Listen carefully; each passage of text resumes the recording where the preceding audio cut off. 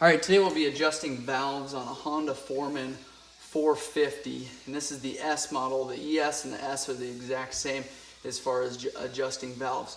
Not to be confused with the R, the Honda TRX450R, as they are completely different. So you're going to make note of that before you adjust these, adjust your 450R motor to these specs. So the first thing we're going to do is pull this top cover off, and this will get down to where we adjust the valves. And I'm going to pull these off. It's 4 10mm bolts here. And underneath here we've got your rocker arms, we've got your push rods, and we've got how you adjust, where you adjust your valves here. And you're going to take an Allen wrench, and directly underneath the starter is a plug that you're going to pull off with an Allen wrench, and it's going to look like this here. And then I like to pull the recoil. You don't have to pull the recoil, but it just makes it a whole lot easier. And it's four 8mm bolts to remove this recoil pull starter. Just makes it a whole lot easier. So once we get that pulled off there, we're going to find top dead center. On your flywheel, which is directly right underneath here, you'll be able to look through there, and right in the center of that, you'll see the flywheel spinning around there. When you turn this, you're going to want to find two lines together there, and that is top dead center compression. At that point, if your four-wheeler is running, will be the loosest spot for your cam, and you should have some movement here on your valves. If you don't, you might want to spin that motor again. You might be on the wrong stroke. You want top dead center on your compression stroke. So you want to make sure that there's movement there. And then if you found it, when you find it, and I'll show you later on in the video what those marks look like in there, you can then adjust your valves. On this model, the exhaust and the intake are exactly the same specs, and that's 0.006 inches. So we've got your intake here and your exhaust here. Once you find top dead center, grab your 10mm wrench. I like to check it first just to see where we are, and it's extremely loose right now. You see, you can stick your feeler gauge in there, and there's a lot of room. So we'll just to see where it's at, just out of curiosity, we'll check it.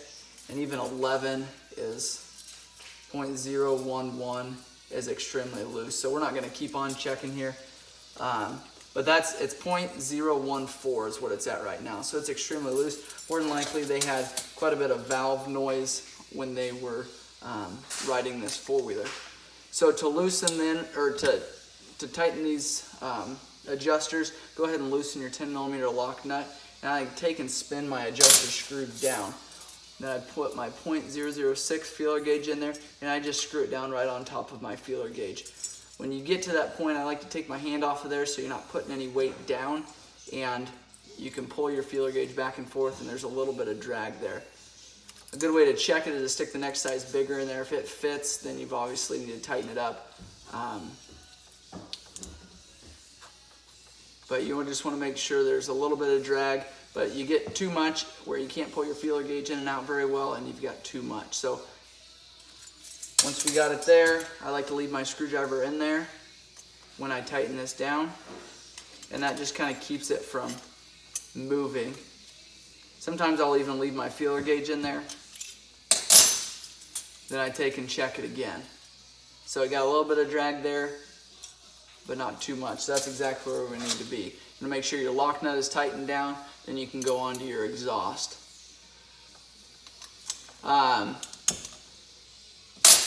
This one, same way. Take your feeler gauge. You gotta loosen your lock nut quite a bit as far as these need to go down. Stick your feeler gauge in there.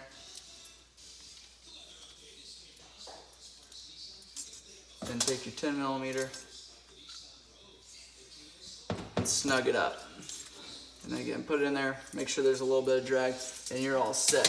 Now, you don't have to pull this motor to do this valve adjustment. You've got to pull this cover here, pull this cap, pull your recoil, and then check your valves. There's no reason to pull your motor to do this. We're pulling the motor for other reasons, but just wanted to show you how to do that valve adjustment. Right now I'm going to show you what that cap looks like on the front of your motor there. That's what it looks like there, and then you can see inside there, you can just see one line really good, but the other one's there. you want to line that up with the center of your inspection hole. And that is adjusting valves on a Honda Foreman 450.